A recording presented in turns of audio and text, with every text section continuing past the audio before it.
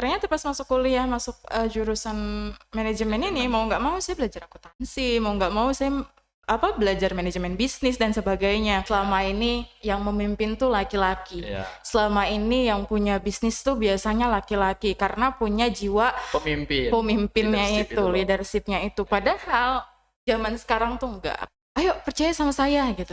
Ayo yakin saya bisa. Enggak. Sebetulnya saya bisa dipercaya itu karena memang orang-orang yang menilai. Assalamualaikum warahmatullahi wabarakatuh. Kembali lagi di channel Sukri and the Gang.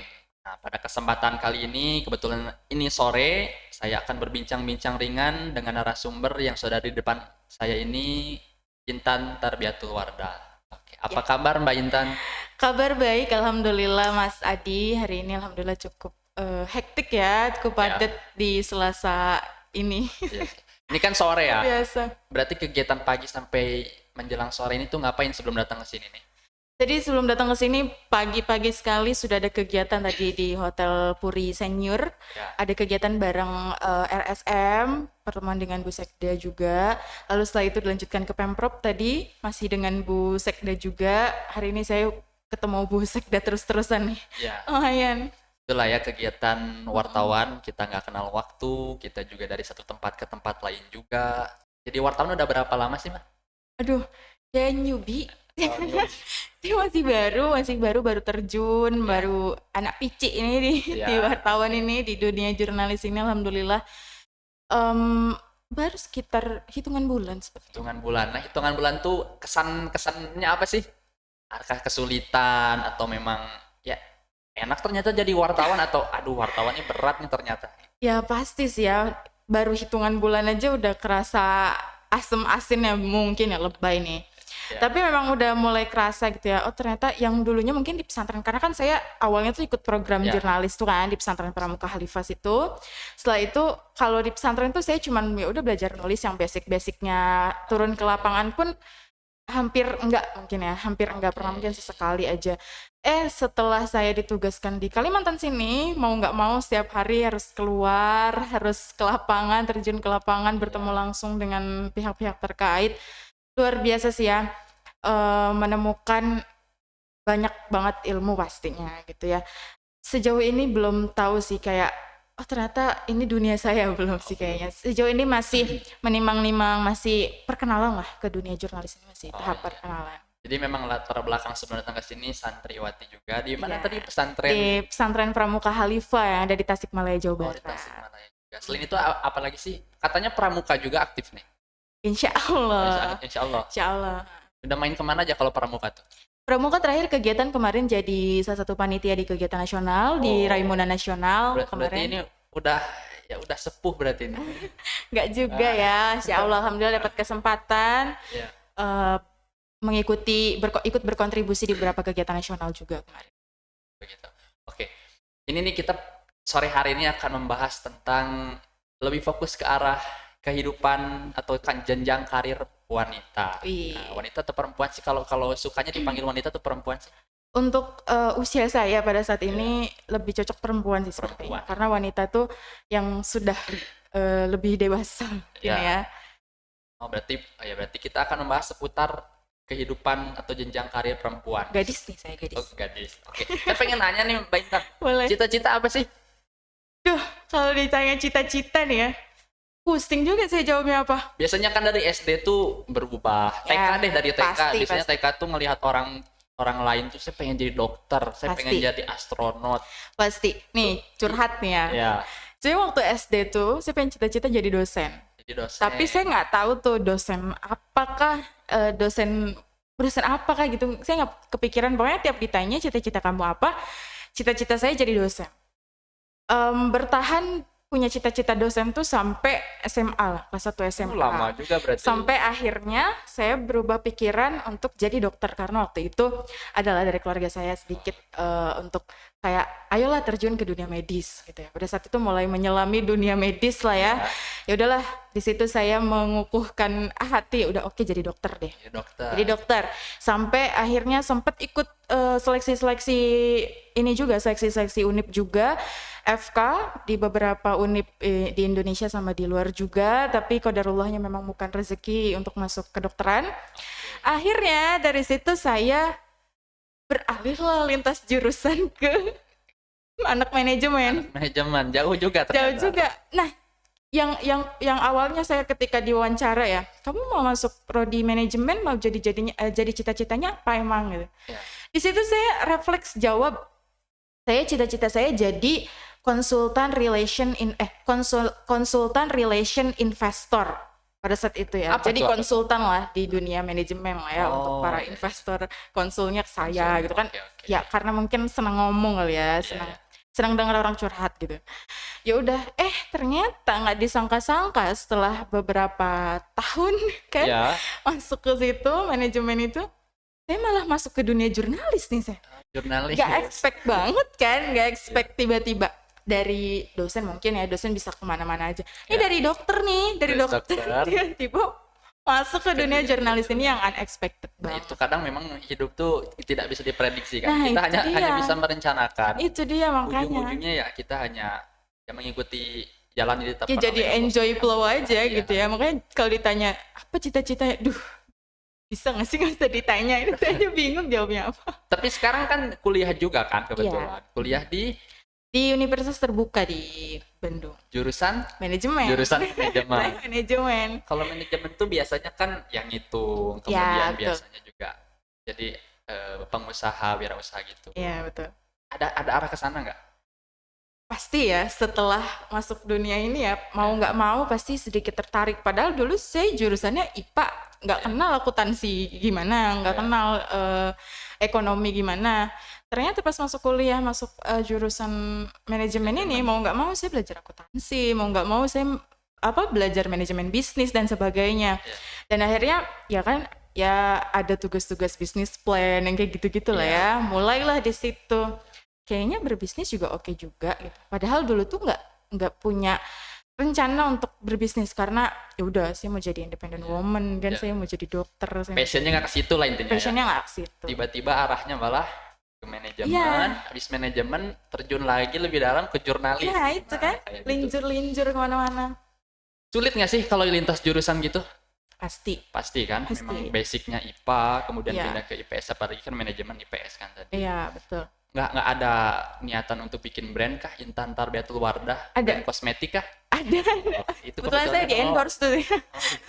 Ini namanya Ada. buat Wardah ya, namanya kan Iya. punya pakai brand kalian kan. Ya bisa. boleh, saya dijadikan BA lipstiknya.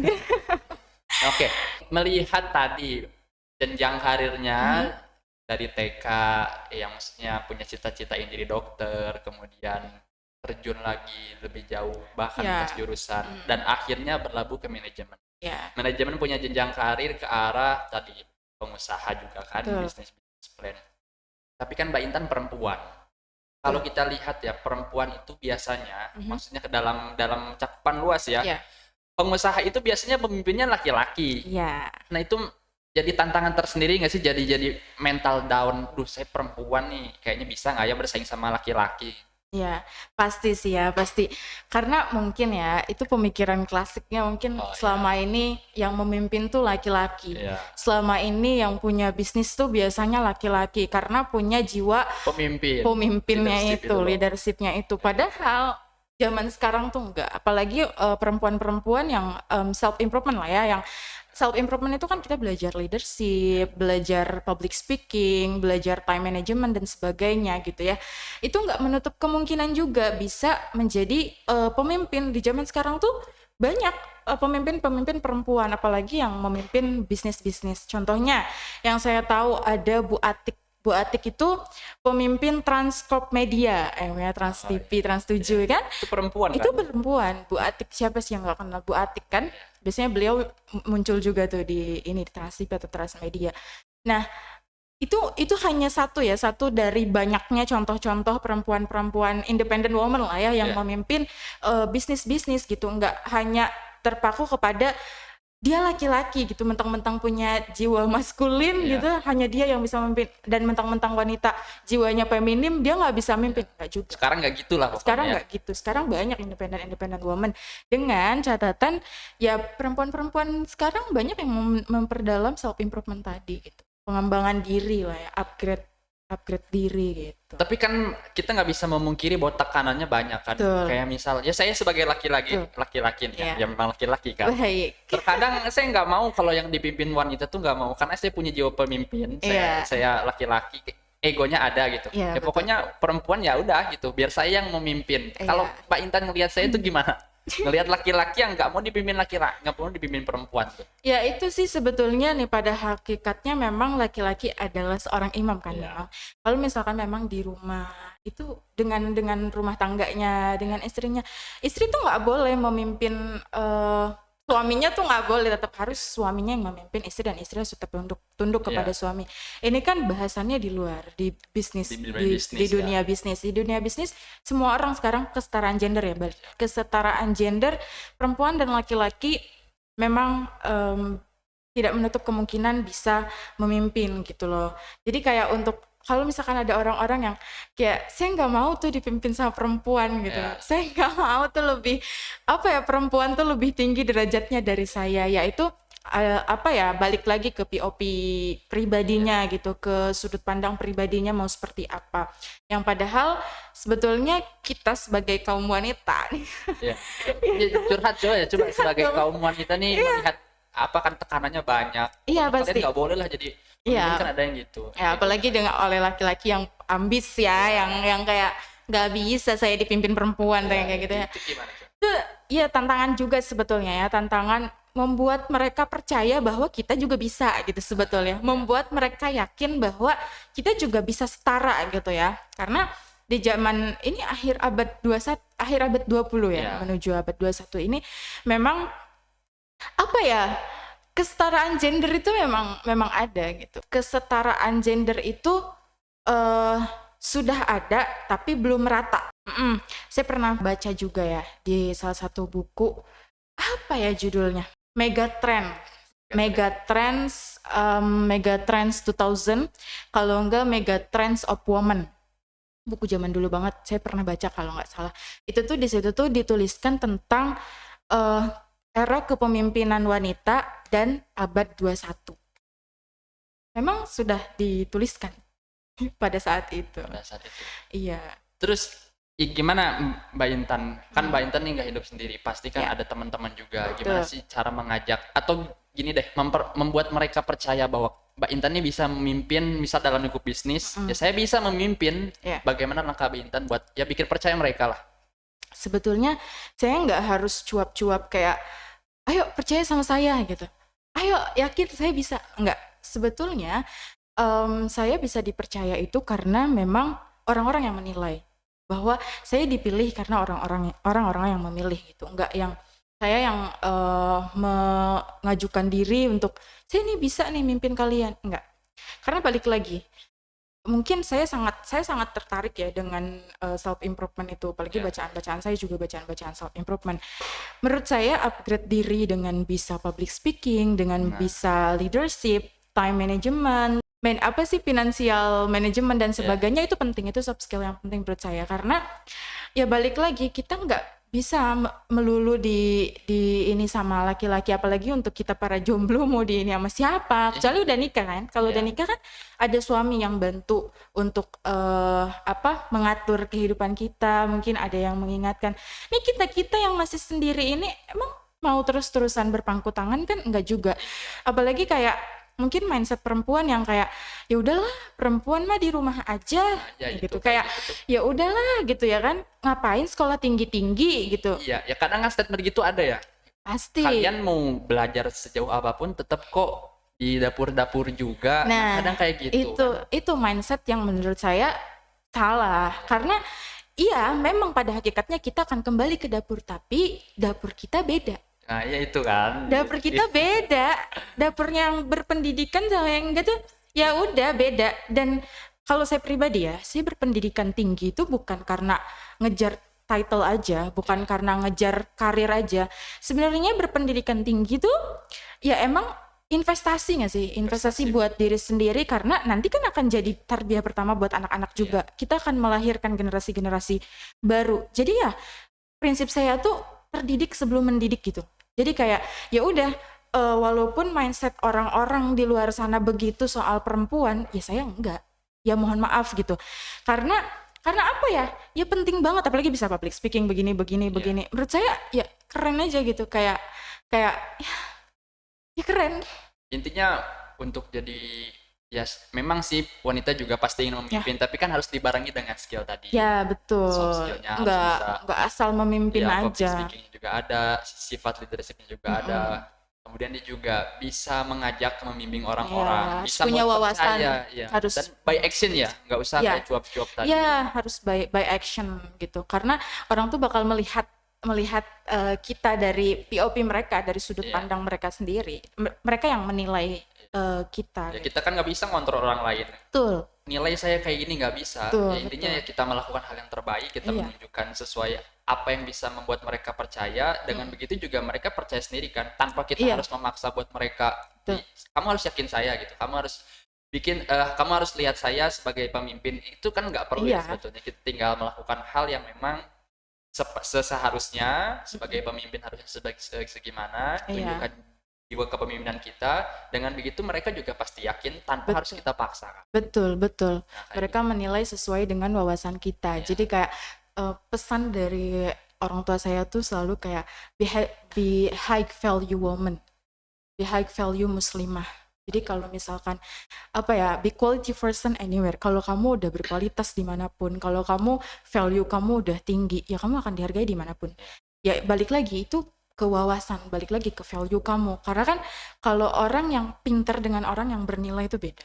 Jadi jangan, mungkin kalau ranahnya mas sekolah kita masih ngejar nilai, ngejar ini, tanpa soft skill kita tanpa diasah juga. Sebetulnya ternyata yang penting tuh soft skill kita yang kadang jarang diajarkan di sekolah-sekolah gitu.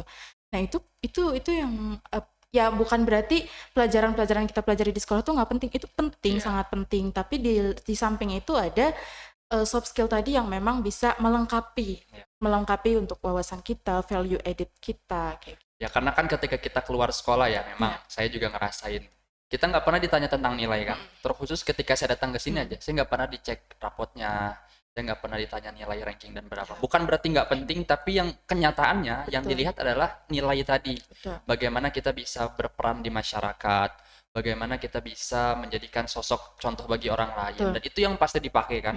Nggak mungkin kita hanya cukup sekedar pintar, nggak mungkin kita hanya cukup sekedar bisa berhitung, terus bisa memecahkan suatu masalah atas pendidikan tadi. Kemudian kita bisa dianggap sebagai seorang yang bernilai, itu kurang kan ya. Ya, Perlu dengan adab yang baik, Betul. tata krama, attitude, bagaimana kita berperilaku ke orang tua, Iya. setara dan ke bawah, itu juga kan yang paling diperhatikan. Dan itu bakal dipakai banget di dunia kerja. Betul. Apalagi dunia kerja itu kan ya kita lihatlah betapa kejamnya, saling sikutnya juga kencang. Betul. Dan itu tuh jadi tantangan juga kan buat wanita karir perempuan. Dan Iya. apa sih Mbak Intan yang disiapkan buat nanti ketika benar-benar masuk ke dunia bisnis tuh? Ya pasti bekal itu ya, bekal selain mental ya. Ya, Ya mental wawasan juga, karena kan masuk ke dunia bisnis menurut saya nggak bisa tuh asal masuk aja. Kayak ya udahlah, saya mau bisnis, saya mau jualan seblak, buka outlet di seluruh Indonesia gitu. Nggak bisa. Saya udah punya duit nih banyak gitu ya.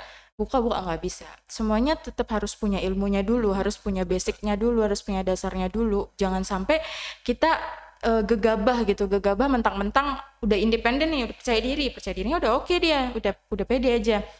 Tapi kalau gegabah pun itu nggak akan berhasil juga, karena ya tetap harus punya basic dulu, harus punya ilmunya dulu, harus punya tahu nih tujuan kita tuh kemana, targetnya siapa. Di samping itu juga kita harus punya mentor, karena walaupun kita sudah ngerasa bisa nih, ngerasa pinter nih, kalau nggak ada mentor itu menurut saya kurang sih. Iya, Mentor tuh tetap tetap butuh mentor tuh karena untuk mengarahkan kita kan, tahu mengarahkan pengalaman kita, juga. tahu pengalaman juga. Jadi jangan sampai kita lebih kayak sok tahu, nggak Iya. mau nanya orang, nggak mau diarahkan orang. Nah itu kadang yang salah gitu.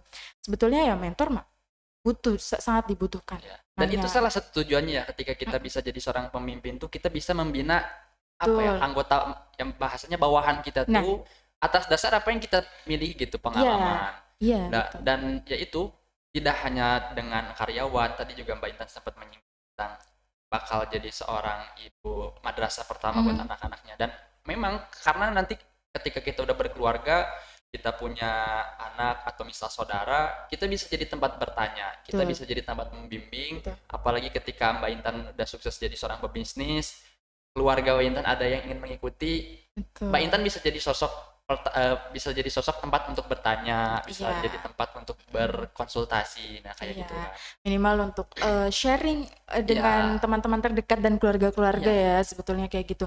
Dan betul tadi, kalau kita sudah menyiapkan apa, self improvement dari awal gitu, kayak pengembangan diri dari awal, tentang leadership-nya kita udah belajar, tentang public speaking-nya kita udah belajar, tentang time management-nya kita udah belajar. Bayangkan ya ketika udah buka bisnis ceritanya, udah buka iya, bisnis, kalau kita nggak punya jiwa leadership, mungkin akan kesulitan kita. Gimana mau iya, memimpin para karyawan kan? iya, Kalau misalkan nggak ada modal, kita bisa aja minjem ke bank atau bisa cari kemana. betul. Kalau kita nggak ada karyawan, kita bisa open recruitment dan sebagainya. Kalau nggak ada pemimpin, bagaimana perusahaan itu Ya, bakal berdiri kebingungan kan? pasti kan, Iya, hilang arah. iya gitu. Kita punya jiwa leadership juga punya jiwa kepemimpinan juga tetap harus bisa dibarengi dengan public speakingnya, Iya, ya kan?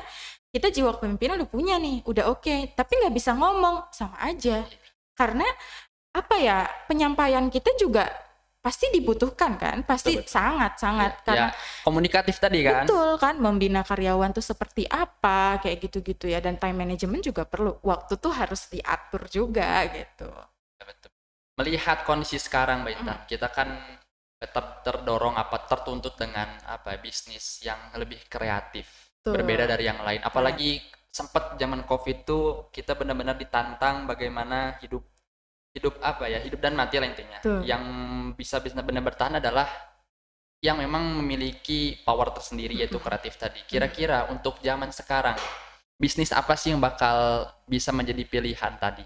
Sebetulnya semua bisnis pun bisa menjadi pilihan Ya, ketika kita kreatif dan inovatif tadi. Jadi kita tuh harus bisa melek terhadap update perubahan zaman gitu loh. Kayak oke. kalau misalkan kita bisnis kita nih udah oke, misal kita buka apa martabak misalnya ya, Ya, kita buka perusahaan martabak, bisnisnya di mana-mana. Nah, tapi ya menunya itu-itu aja, konsepnya itu-itu aja, ya orang juga akan bosan gitu ya, akan bosan.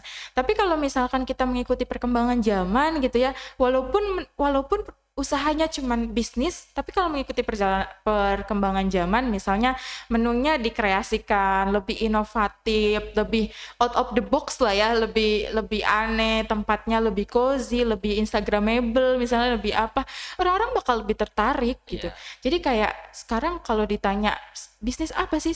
Sekarang tuh apalagi mudah gitu ya. betul Apapun betul. apapun bisa dijadikan bisnis termasuk ya yang media ini pun, Iya, media benar. ini juga Bisa. salah satu bisnis kreatif kan Iya, yang kalau kita kembangkan tuh ya justru ini yang saat ini sedang hype kan, iya. yang sedang Ya, intinya kalau mau kuat, mau terus lanjut, intinya berbeda dengan yang ya lain dan berani berbeda. mau ngambil ngambil langkah kan, Mhm. ngambil ngambil apa ya bahasanya tuh, ngambil Mau ngambil resiko ngambil ya. resiko kan. Dengan Mhm. nggak ngambil resiko tadi kan kalau misal kita ngambil kita nggak tahu, tapi Betul. setidaknya ketika kita udah mencoba kita bakal tahu dan Iya, misal andai gagal itu betul. bisa jadi pengalaman kan agar tidak Betul. terulang lagi. Betul. Oke, Mbak Intan, pesan-pesan buat ya sesama wanita lah, kepada wanita yang mungkin sekarang masih ragu untuk mau maju menjadi wanita karir, takutlah akan pressure dari orang tua, dari teman-teman, dari mungkin dari suaminya nanti. Pesan ke para perempuan Indonesia lah semua. Widih, ngeri kita. Iya, untuk para perempuan di luar sana jangan takut untuk menjadi independent woman. Untuk kalian jangan pernah bosan untuk upgrade diri, untuk terus memperbaiki diri, mengembangkan diri, belajar soft skill tadi, belajar leadership, belajar public speaking, belajar time management dan sebagainya. Percayalah, itu one day bakal kepake banget dan itu penting. Dan itu penting. Zaman sekarang itu apa ya, zamannya alpha girls, zamannya independent woman. Jadi jangan takut, sekarang udah kesetaraan gender, udah jangan takut ketika kita setara dengan laki-laki. Jadi terus upgrade diri aja, terus upgrade diri. Terima kasih Mbak Intan atas waktunya. Ini banyak sekali hal yang bisa diambil, ilmunya juga, hikmah-hikmah yang akan kalian pakai untuk ke depan nanti. Ingat aja apa yang tadi disampaikan Mbak Intan. Tetap jadi wanita yang ya intinya percaya diri aja. Terima kasih Mbak Intan atas waktunya. Kembali kasih. Semoga bisa bertemu lain waktu. Sampai jumpa di channel Sukri and the Gang. Jangan lupa komen dan subscribe. Assalamualaikum warahmatullahi wabarakatuh. Waalaikumsalam warahmatullahi wabarakatuh.